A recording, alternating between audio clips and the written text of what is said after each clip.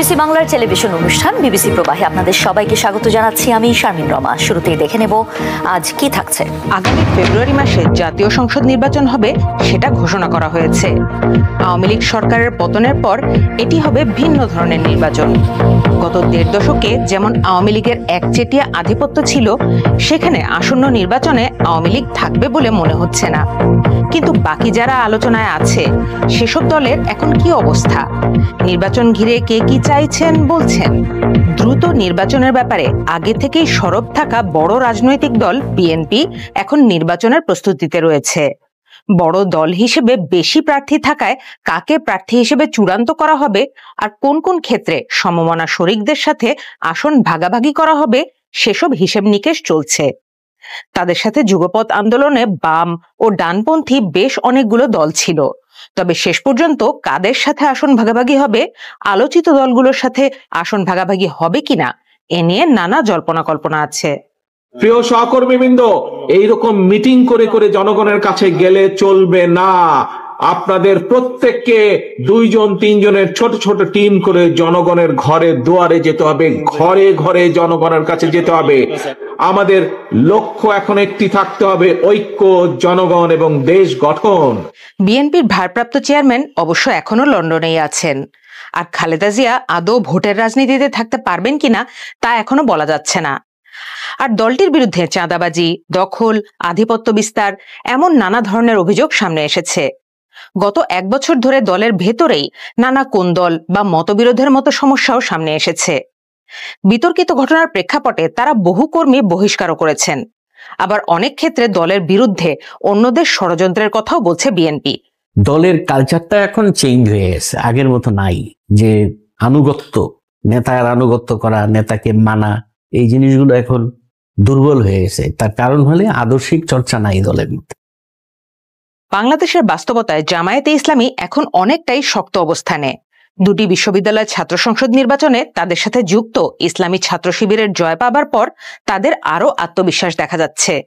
তবে তাদের বিরুদ্ধেও অভিযোগ আছে অন্তর্বর্তী সরকার সহ বিভিন্ন ক্ষেত্রে প্রভাব খাটানোর। নাম্বার 1, আমরা এই ভাঙ্গা চূড়া শিক্ষা ব্যবস্থা রাখবো না। ২ নম্বর হচ্ছে শুধু ডিগ্রির ভিত্তিতে কারো মর্যাদা নির্ণয় হবে না, তার মর্যাদা নির্ণয় হবে তার কাজের ভিত্তিতে। আমাদের দ্বিতীয় অঙ্গীকার, আমরা দুর্নীতির জল কেটে দেবো ইনশাআল্লাহ।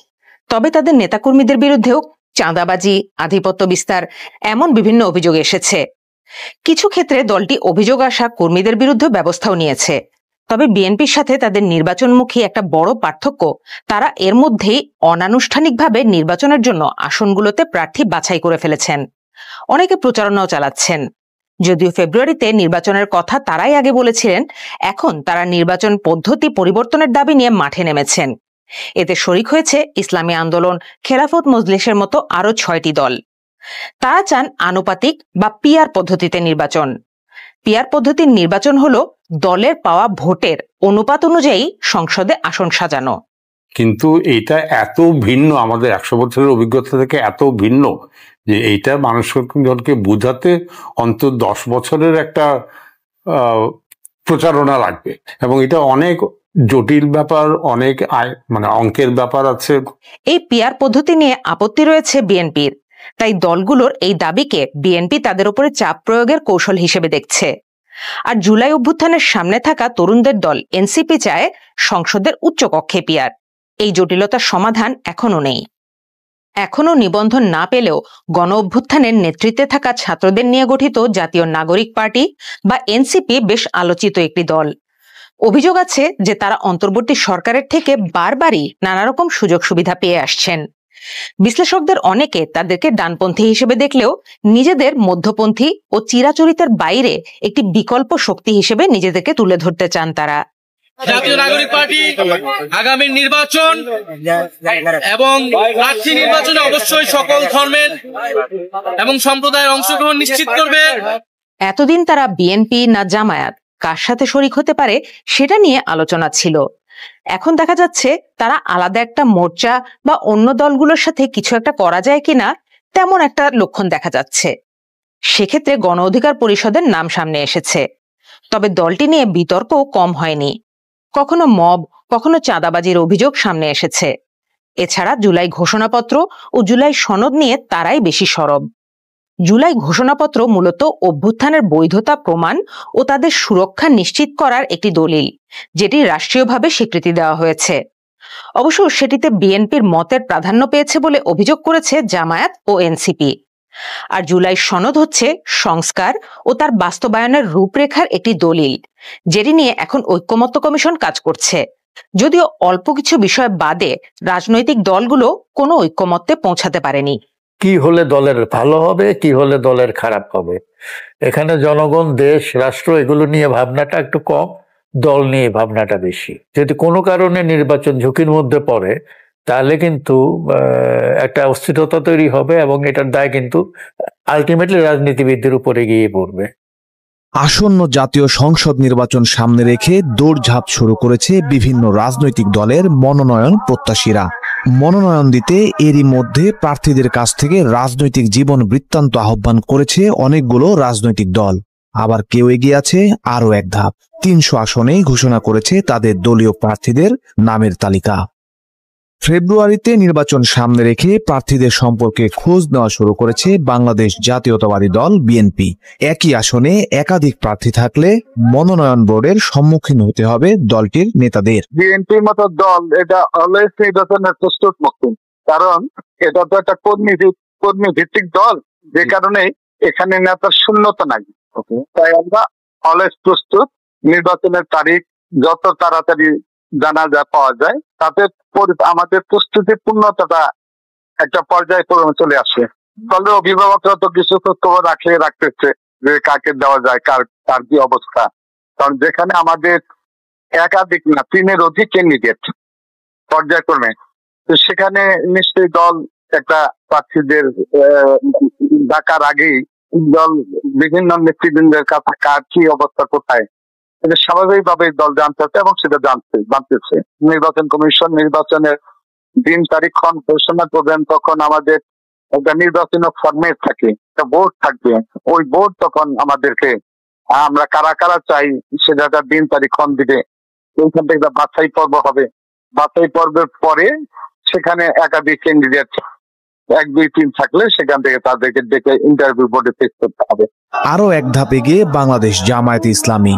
ইতোমধ্যে 300 আসনে প্রার্থী ঘোষণা শেষ করেছে তারা। তবে নেতাকর্মীদের নির্বাচনী প্রস্তুতি সম্পর্কে জানতে জামায়াতের শীর্ষ নেতাদের সঙ্গে যোগাযোগের চেষ্টা করা হলেও তা সম্ভব হয়নি।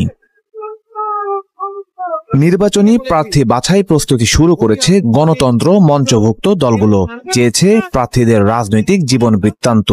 যদিও দলগত বাছাই শেষে জোটের সঙ্গে সমন্বয় করে ঘোষণা হবে প্রার্থীর নাম। কয়েকটি দলের বৃহত্তর জোটের ইঙ্গিত দিয়েছেন গণতন্ত্র মঞ্চের অন্যতম নেতা জোনায়েদ সাকিব।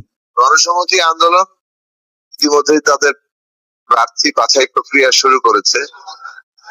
যারা ইতিমধ্যে আবেদন করেছেন তাদের বাছাই চলছে। অন্যরা যারা নতুন করে আবেদন করার জন্য বলা হয়েছে, এর মধ্যে গণতন্ত্র মঞ্চের মধ্যেও আমরা আলোচনা করেছি আসন্ন জাতীয় নির্বাচনে প্রত্যেক দলের যে প্রার্থী তালিকা তৈরি হয়েছে সেটা একটা মঞ্চগত ভাবে প্রাথমিক বাছাই প্রক্রিয়া শুরু হবে। 3 তারিখে এটা আমরা তারিখ ঠিক করেছি প্রাথমিক বাছাই প্রক্রিয়াটা শুরু করা। গণসংহতি এবং গণতন্ত্র মঞ্চ উভয়ই তাদের প্রার্থী বাছাই প্রক্রিয়া শুরু করেছে। এই কার্যক্রম প্রক্রিয়ার মধ্য দিয়েই পরবর্তী নির্বাচনী কৌশল ঠিক করা। প্রাথমিকভাবে মঞ্চের মধ্য দিয়ে আমরা নির্বাচনের একটা ঐক্যবদ্ধ জায়গা তৈরি করা যায় কিনা সেটার ব্যাপারে আমাদের একটা রাজনৈতিক সিদ্ধান্ত আছে। তবে এর মধ্যে আরো নির্বাচন কেন্দ্রিক কোন ঐক্য তৈরি হবে কিনা সেটাও আলোচনার প্রক্রিয়ার মধ্যে আছে। তবে ভিন্ন পথে হাঁটছে জাতীয় নাগরিক পার্টি এনসিপি। তাদের মতে এখনই নির্বাচনী ট্রেনে উঠলে বন্ধ হতে পারে মৌলিক সংস্কার। এমন আশঙ্কায় প্রার্থী বাছাই কিংবা নির্বাচন কেন্দ্রিক আনুষ্ঠানিকতা এখনই শুরু করছে না দলটি।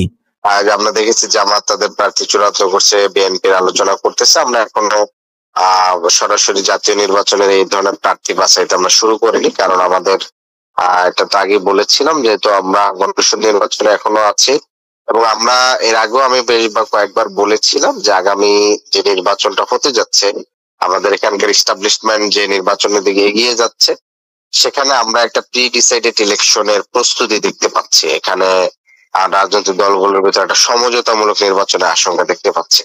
ফলশ্রুতিতে এই ধরনের নির্বাচন হলে সেই নির্বাচনটা কতটুকু জনগণের পক্ষে হবে, বাংলাদেশের জনগণের হবে, সেগুলো অনেকগুলো প্রশ্ন সামনে আসবে। ফলশ্রুতিতে আমরা আমাদের এই মুহূর্তে সাংগঠনিক কাঠামো শক্তিশালী করা, তারপরে হচ্ছে আমাদের জুলাই সনদের আইনি ভিত্তি, এটা সাংবিধানিক ভিত্তিতে আমাদের মূলত ফোকাসটা। আমাদের প্রার্থী বাছাইয়ের এখনো প্রক্রিয়া শুরু হয়নি, কারণ আমরা তো পুরো নির্বাচনটা কোন পদ্ধতিতে হবে সেটারই তো একটা এখনো ফয়সালা হয় না। মানে আপনার কি উচ্চকক্ষ হবে কি হবে না, উচ্চকক্ষ পিআর পদ্ধতিতে হবে কি হবে না, সেই প্রক্রিয়াটা তো এখনো চূড়ান্ত হয় না। ফলশ্রুতিতে আপনি তার আগেই হচ্ছে নির্বাচনের এই ধরনের ট্রেনে উঠে যাওয়াটা হচ্ছে যে কাঠামোর যে আমূল পরিবর্তন, মৌলিক সংস্কারটা, সেটাকে পাশ কাটানো। 2026 সালের ফেব্রুয়ারিতে ত্রয়োদশ জাতীয় সংসদ নির্বাচন অনুষ্ঠানের প্রস্তুতির কথা জাতিসংঘকে জানিয়েছেন প্রধান উপদেষ্টা অধ্যাপক মোহাম্মদ ইউনূস। ফেব্রুয়ারিতে নির্বাচন অনুষ্ঠানে তাদের দৃঢ়তার কথা জানিয়েছে নির্বাচন কমিশনও। এরই ধারাবাহিকতায় সুশীল সমাজ থেকে শুরু করে বিভিন্ন শ্রেণী পেশার প্রতিনিধিদের সঙ্গে আলোচনায় বসছে কমিশন। পুরোপুরি ধ্বংসস্তূপে পরিণত গাজা উপত্যকা, হত্যার শিকার 66,000-এরও বেশি ফিলিস্তিনি। এই অবস্থায় নতুন পরিকল্পনার সামনে এনেছে ট্রাম্প প্রশাসন। বলা হচ্ছে 20 দফা মানলে সঙ্গে সঙ্গে বন্ধ হবে যুদ্ধ। এই পদক্ষেপ যতটা গাজাকে রক্ষার তার চেয়ে বেশি ইসরায়েলের পাশে দাঁড়ানোর, তা তো অনুমেয়। তবে সময় যত গড়াচ্ছে ততই যেন বিশ্ব থেকে বিচ্ছিন্ন হওয়ার পথে এগুচ্ছে ইসরায়েল। মিত্র দেশগুলো ইসরায়েলের উপর আনছে নিষেধাজ্ঞার খড়গ। এমন এক প্রস্তাবের পক্ষে ভোট দিয়েছেন যুক্তরাজ্যের লেবার পার্টির প্রতিনিধিরা। দলটির বার্ষিক সম্মেলনে প্রস্তাবটির উপর হয় ভোটাভুটি। এ ফলকে দেখা হচ্ছে লেবার সম্মেলনের ইতিহাসে বড় ঘটনা হিসেবে। বিবিসির প্রতিবেদন বলছে, অভূতপূর্ব এ সিদ্ধান্তের ফলে আনুষ্ঠানিকভাবে জাতিসংঘের সাম্প্রতিক অনুসন্ধান কমিশনের প্রতিবেদন মেনে নিল ক্ষমতাসীন লেবার পার্টি। গত 16 September United Nations Commission of Inquiry নামে জাতিসংঘের একটি তদন্ত দল প্রথমবারের মতো জানায়, গাজায় গণহত্যা চালাচ্ছে ইসরায়েল। ফিলিস্তিনিদের ধ্বংস করার উদ্দেশ্যেই চালানো হচ্ছে এই গণহত্যা। এই কর্মকাণ্ডে উস্কানি দেওয়ার জন্য ইসরায়েলের প্রধানমন্ত্রী ও অন্যান্য শীর্ষ কর্মকর্তাদের দায়ী করা হয় প্রতিবেদনে। জাতিসংঘের এই তদন্ত প্রতিবেদনকে সমর্থন জানিয়ে 29 সেপ্টেম্বর লেবার পার্টির পক্ষ থেকে একটি জরুরি প্রস্তাব আনা হলে তা অনুমোদন করেন দলটির প্রতিনিধিরা। তবে দলের নেতা ও প্রধানমন্ত্রী কিয়ার স্টারমার এবং তার মন্ত্রিসভার কয়েকজন সদস্য এখনও গাজায় ইসরায়েলি আগ্রাসনকে গণহত্যা বলতে নারাজ। তাদের যুক্তি, গণহত্যার প্রশ্নটি রাজনীতিকদের চেয়ে আন্তর্জাতিক আদালতে নির্ধারিত হওয়া উচিত। অবশ্য গণহত্যার অভিযোগে ইতোমধ্যে হেগের আন্তর্জাতিক বিচার আদালতে একটি মামলার মুখোমুখি ইসরায়েল। ভোটের পর ব্রিটিশ উপপ্রধানমন্ত্রী ডেভিড ল্যামি বলেন, কনভেনশন অনুযায়ী গণহত্যার বিষয়টি নির্ধারণের দায়িত্ব আইসিজে, তাদের বিচারক, বিচার বিভাগ এবং আইসিসির। এটা করা আমার মতো রাজনীতিকের এখতিয়ারে পড়ে না।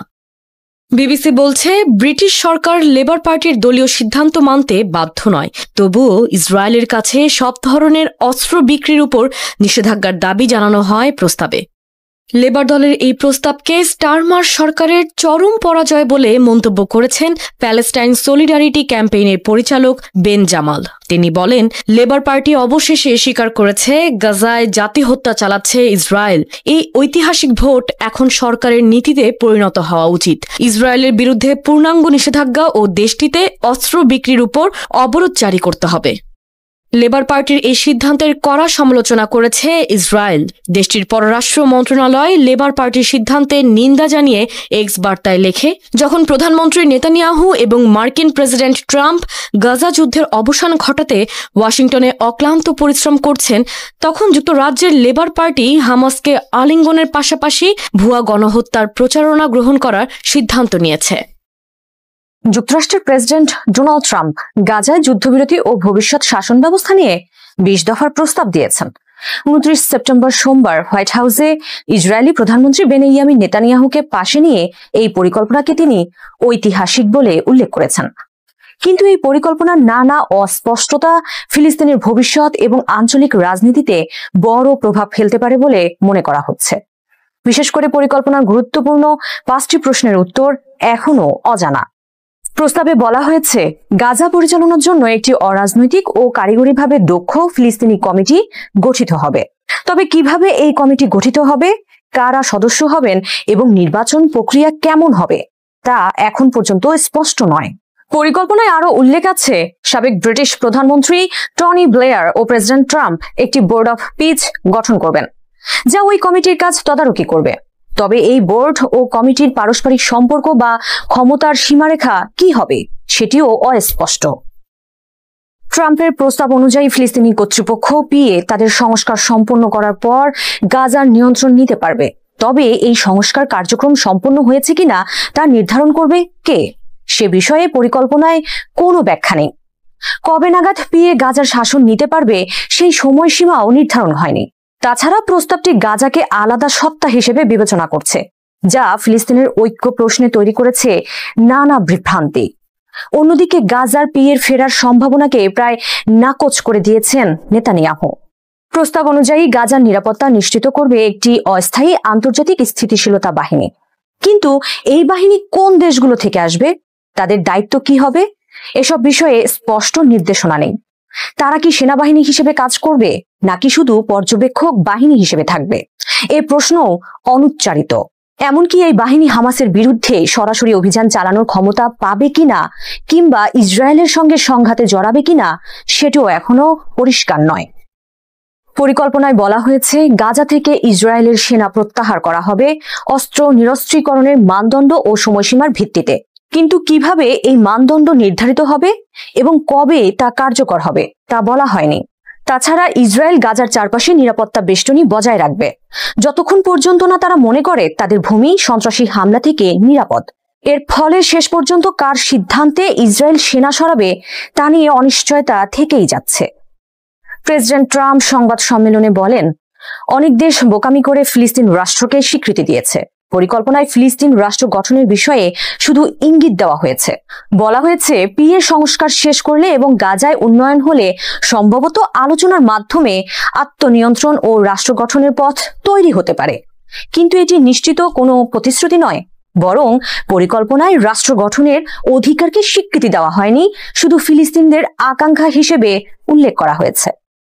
ট্রাম্পের 20 দফা প্রস্তাবকে ঐতিহাসিক বলা হলেও এর নানা অস্পষ্টতা এই প্রস্তাব বাস্তবায়নকে প্রশ্নবিদ্ধ করছে।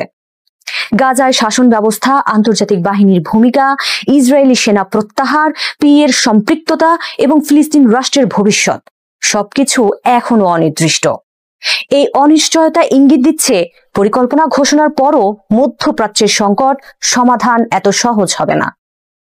শেষ পর্যন্ত মার্কিন প্রেসিডেন্ট ডোনাল্ড ট্রাম্পের দেওয়া যুদ্ধ বন্ধের প্রস্তাবে রাজি হয়েছেন ইসরায়েলি প্রধানমন্ত্রী বেনিয়ামিন নেতানিয়াহু। 29 সেপ্টেম্বর হোয়াইট হাউসে ট্রাম্প নেতানিয়াহু বৈঠক করেন। বৈঠকে যুক্তরাষ্ট্রের প্রভাবিত 20 দফার শান্তি পরিকল্পনা নিয়ে আলোচনা করেন দুই নেতা। সেখানে ট্রাম্পের পরিকল্পনায় নেতানিয়াহু সায় দিয়েছেন। বৈঠক শেষে এক যৌথ সংবাদ সম্মেলনে এ বিষয়ে কথা বলেন তারা। যুক্তরাষ্ট্রের শান্তি পরিকল্পনায় সায় দেওয়ায় ইসরায়েলের প্রধানমন্ত্রী বেনিয়ামিন নেতানিয়াহুকে ধন্যবাদ জানিয়েছেন মার্কিন প্রেসিডেন্ট ডোনাল্ড ট্রাম্প। সংবাদ সম্মেলনের শুরুতেই ট্রাম্প বলেন, আজ একটি বড় দিন, সুন্দর দিন, সম্ভবত সভ্যতার ইতিহাসের অন্যতম সেরা দিন। আমি শুধু গাজার কথা বলছি না, গাজা একটি অংশ মাত্র। আমরা গাজার বাইরেও আরো অনেক বিষয় নিয়ে আলোচনা করেছি। পুরো চুক্তি এগোচ্ছে এবং সবকিছুর সমাধান হচ্ছে। একেই বলা হয় মধ্যপ্রাচ্যে শান্তি। এছাড়া ট্রাম্প জানান, বৈঠকে তিনি ও নেতানিয়াহু ইরান বাণিজ্য, আব্রাহাম চুক্তির সম্প্রসারণ এবং সবচেয়ে গুরুত্বপূর্ণ বিষয় গাজা যুদ্ধের অবসান নিয়ে আলোচনা করেছেন। এ সময় তিনি নেতানিয়াহু ছাড়াও মধ্যপ্রাচ্যের অন্যান্য নেতা, তুরস্ক, ইন্দোনেশিয়া, পাকিস্তান এবং ইউরোপীয় নেতাদের প্রতিও ধন্যবাদ জানান। মার্কিন প্রেসিডেন্ট ডোনাল্ড ট্রাম্প হোয়াইট হাউসে গাজা যুদ্ধ থামাতে তার 20 দফার শান্তি পরিকল্পনা আনুষ্ঠানিকভাবে উপস্থাপন করেন। ট্রাম্প বলেন, সমগ্র অঞ্চল জুড়ে আমাদের বন্ধু বান্ধব এবং অংশীদারদের সাথে বিস্তৃত পরামর্শের পর আমি আনুষ্ঠানিকভাবে শান্তির জন্য আমাদের নীতিগুলো প্রকাশ করছি, যা জনগণ সত্যি পছন্দ করেছে। তিনি পরিকল্পনার প্রধান উদ্দেশ্য হিসেবে গাজার সামরিকীকরণ রোধ ও হামাস ও অন্যান্য সন্ত্রাসী গোষ্ঠীর সামরিক ক্ষমতা দ্রুত নস্যাৎ করার কথা উল্লেখ করেন। ট্রাম্প বলেন, পরিকল্পনার অংশ হিসেবে টানেল, অস্ত্র ও উৎপাদন সুবিধা সহ সব সন্ত্রাসী অবকাঠামো ধ্বংস করা হবে এবং গাজার নতুন অন্তর্বর্তী সরকারকে সহায়তার জন্য স্থানীয় পুলিশ বাহিনীকে প্রশিক্ষণ দেওয়া হবে। আর এই পদক্ষেপগুলো গাজার নিরাপত্তা ও পুনর্গঠনে সহায়ক হবে। ট্রাম্প আরব ও মুসলিম দেশগুলোর সহযোগিতার উপরও জোর দেন। তিনি বলেন, হামাসের সঙ্গে মোকাবেলায় আরব ও মুসলিম দেশগুলো